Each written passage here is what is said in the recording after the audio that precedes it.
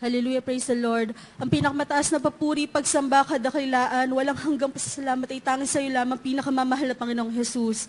Dobleng paggalang sa ating ginagalang at minamahal na Pastor Will Estrada Almeda at sa di malilimutang turot aral ng ating Assistant Pastor Lina C. Almeda, beloved Assistant Pastor Lina C. Almeda, at pagbati po sa kanilang beloved children, Almeda family and children.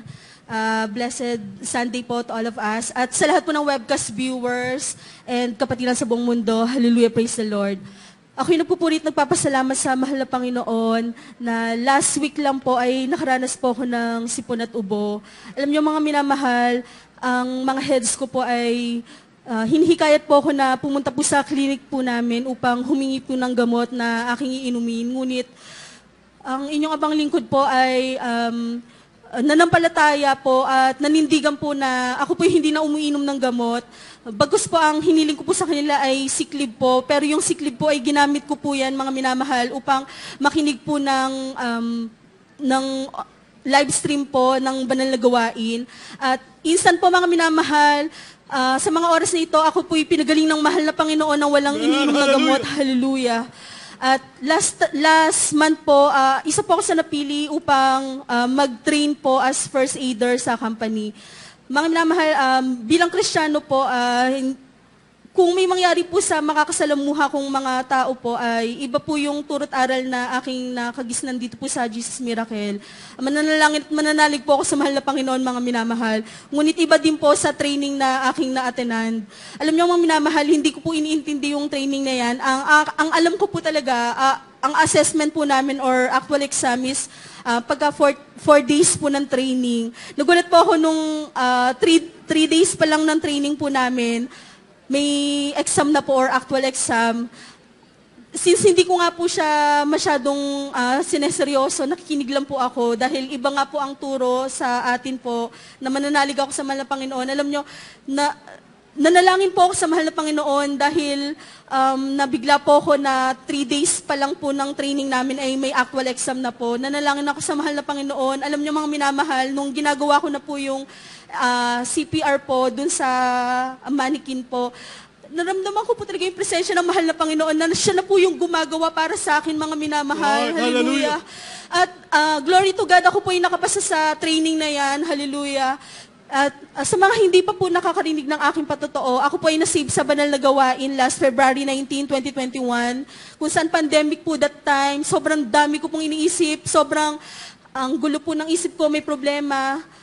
Alam niyo mga minamahal, nung ako po yung nabautismo sa banal na gawain ng mahal na Panginoon, instant po binigyan niyo po ako ng peace of mind, mga minamahal. Hallelujah.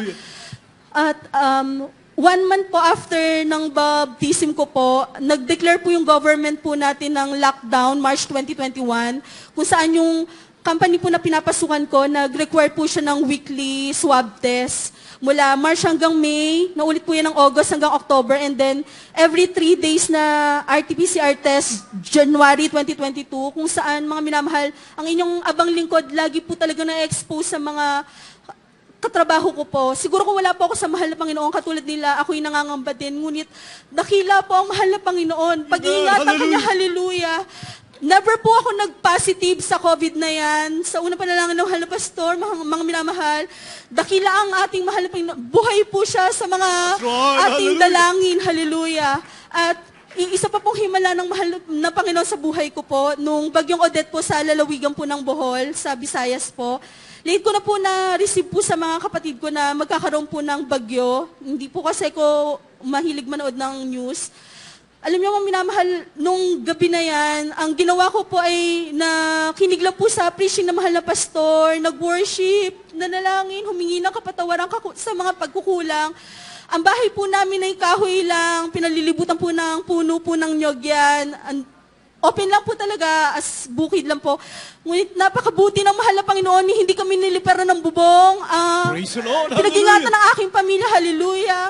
Sa dami po nang nangyari sa sanlibutan, napakabuti ng mahal na Panginoon. Yung proteksyon, ibinigay niya sa amin, hallelujah.